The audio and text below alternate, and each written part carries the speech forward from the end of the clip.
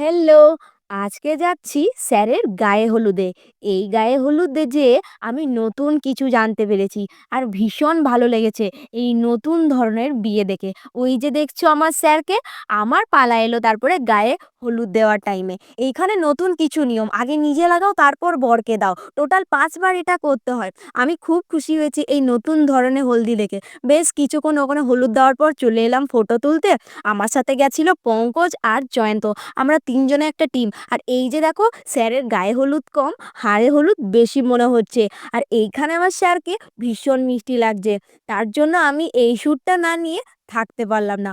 অবশ্যই তোমাদেরকে বাকি ব্লগগুলো শেয়ার করব। ভিডিও করে নিয়েছি গায়ে হলুদের পর থেকে যতগুলো আছে। এইখানে হলুদ লাগানোর পর আমরা কিছুক্ষণ আড্ডা দিয়ে বাড়ি চলে এসেছি। তোমরা অবশ্য জানিও আমার ব্লগটা কতটা তোমাদের ভালো লেগেছে। Tata, bye bye.